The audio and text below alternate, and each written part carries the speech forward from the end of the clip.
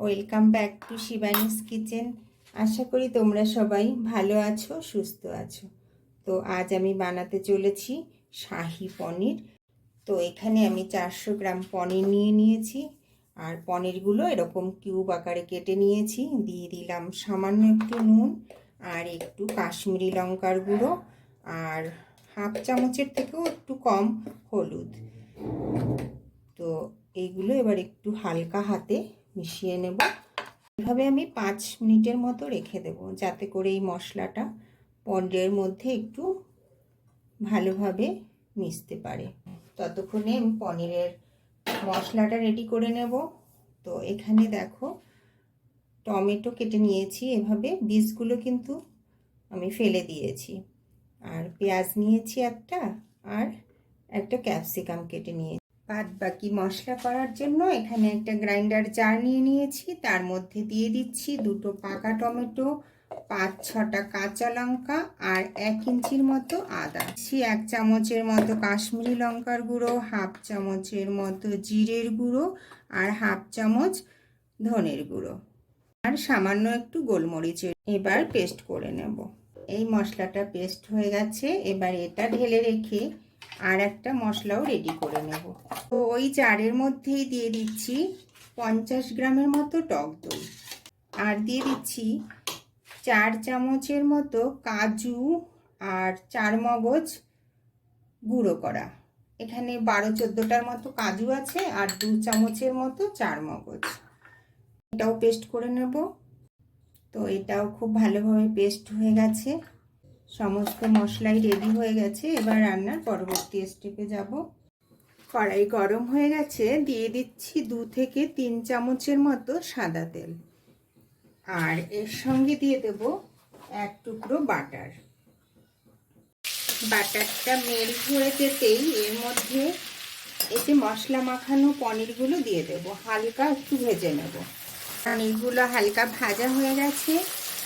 এবার এইগুলো তুলে ডাইরেক্ট, দেখো এখানে আমি 500 গ্রামের মতো দুধ নিয়েছি। দুধটা কিন্তু উষ্ণ গরম আছে। এই দুধের মধ্যেই পনিরগুলো দিয়ে দেব।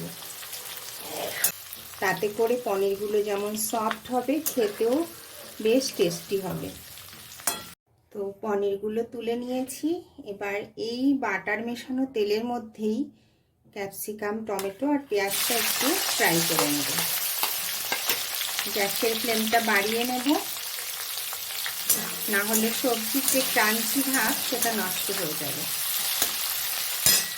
দিয়ে দেবো সামান্য একটু নুন।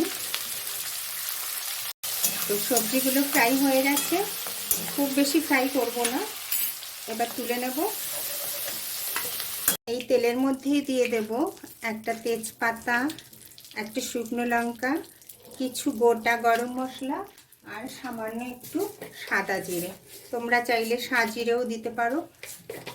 মশলাগুলো একটু ভাজা ভাজা করে নেব। গ্রাইন্ডারের জারে প্রথমে যে মশলাটা করেছিলাম, টমেটো, আদা, কাঁচা লঙ্কা আর কিছু গুঁড়ো মশলা দিয়ে, সেটা দিয়ে দিলাম। একটু জল দিয়ে দেব যাতে করে মশলাটা পুড়ে না যায়। দিয়ে দিলাম 1 চামচের মতো চিনি, কেননা পনিরের রান্না একটু মিষ্টি মিষ্টি হলে বেশ ভালোই লাগে।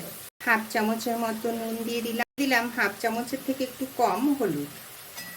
এবার ভালো করে মিশিয়ে মশলাটা কষিয়ে নেব। মশলাটা তো ভালোভাবে কষানো হয়ে গেছে। এবার কাজু, 4 মগজ আর টক দইয়ের যে মশলাটা করেছিলাম সেটা দিয়ে দিচ্ছি। আবার একটু ভালো করে মিশিয়ে কষিয়ে দেব। তো এই মশলাটাও ভালোভাবে বেশ কষানো হয়ে গেছে। এবার দিয়ে দেব ওই 2-3 চামচের মতো ফ্রেশ ক্রিম। ফ্রেশ ক্রিমটাও মিশিয়ে আবার একটু কষিয়ে নেব। তো এটাও ভালোভাবে কষানো হয়ে গেছে। এই যে দেখো, সাইড দিয়ে তেল ছেড়ে দিচ্ছে। এবার দুধের মধ্যে যে পনিরটা ভিজিয়ে রেখেছিলাম, সেই পনিরটা এর মধ্যে দিয়ে, কত সুন্দর হয়েছে দেখতে কালারটা। শাহি শাহি ব্যাপারটা না এলে তো শাহি পনির হবে কি করে বলো। একটু ভালো করে মিশিয়ে দিলাম মশলার সঙ্গে পনির আর দুধটা। এই রান্নাটা কিন্তু তোমরা সম্পূর্ণ নিরামিষভাবেও করতে পারো। তাহলে শুধু পেঁয়াজটা দেবে না, যে পেঁয়াজটা আমি ভেজে রেখেছি না, ওখানে ওই পেঁয়াজটা স্কিপ করে গেলেই রান্নাটি কিন্তু সম্পূর্ণ নিরামিষ হয়ে যাবে। গ্যাসের ফ্লেমটা একটু কমিয়ে ঢেকে 5 মিনিটের মতো রান্না করে নেব। 5 মিনিটের মতো রান্না করে নিয়েছি। যে ক্যাপসিকাম, টমেটো আর পেঁয়াজটা ভেজে রেখেছিলাম সেটা দিয়ে দেব।